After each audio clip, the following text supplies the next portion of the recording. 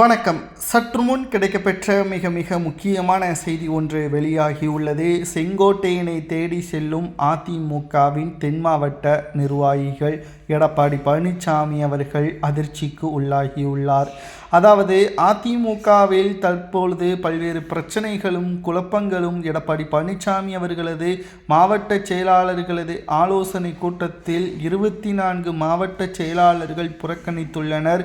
CV. Shanmugam, S P. Velumani போன்றவர்களும் பங்கேற்கவில்லை.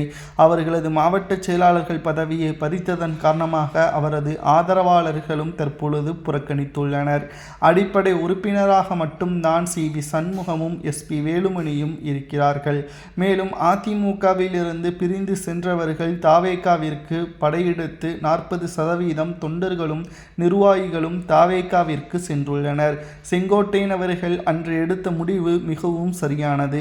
ஏனென்றால் புதிய கட்சியை ஆதரிப்பதற்கும் அவரது செயல்பாடுகள் பற்றியும் நன்கறிந்து செங்கோட்டையன் அவர்கள் திமுகவால் இணையாமல் தாவேகாவில் இணைந்து தற்பொழுது அமைச்சராகவும் பொறுப்பேற்றிருக்கிறார்.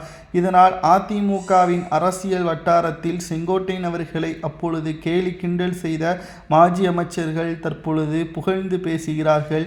மேலும் செங்கோட்டையனை தேடி அதிமுகவின் நிர்வாகிகள் செல்ல உள்ளதாகவும் தகவல்கள் கிடைக்கப்பெற்றுள்ளது.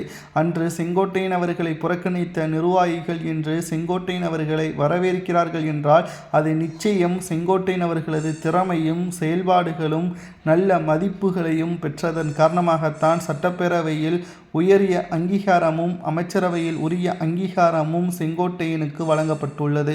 அனைத்து இந்திய அண்ணா திராவிட முன்னேற்ற கழகத்தை பொறுத்தளவிற்கு எம்ஜிஆர் அவர்களுக்கு மிகப்பெரிய அளவிலான நல்ல விசுவாசியாகவும் ஜெயலலிதா அவர்களுக்கு நல்ல விசுவாசியாகவும் செயல்பட்டவர் தான் செங்கோட்டையன் அவர்கள். ஆனால் எடப்பாடி பழனிசாமி அவர்களோ பல்வேறு குழப்பங்களையும் பல்வேறு பிரச்சனைகளையும் தொடர்ச்சியாக முன்வைத்து அதிமுக 3வது இடத்திற்கு வருவதற்கு முக்கியமான காரணமாகவும் அமைந்துவிட்டார்.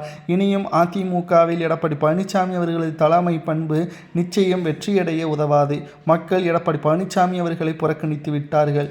ஆகையால் தான் அதிமுகவின் நிர்வாகிகளும் தொண்டர்களும் எடப்பாடி பழனிசாமி அவர்கள் வேண்டாம் என்ற கருத்தில் இருக்கிறார்கள். மாவட்ட செயலாளர்கள் ஆலோசனை கூட்டத்தின் பொழுதும் புறக்கணித்து செங்கோட்டையனை போலவே தாவேகாவில் இணைந்து விடலாமா என்றும் ஆலோசனையும் செய்து வருகிறார்கள்.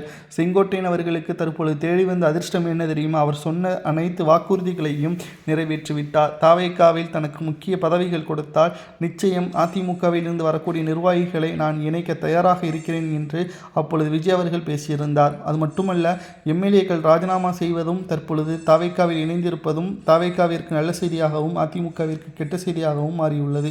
இதை பற்றி உங்களுக்கு கருத்துக்களை கூறுங்கள்.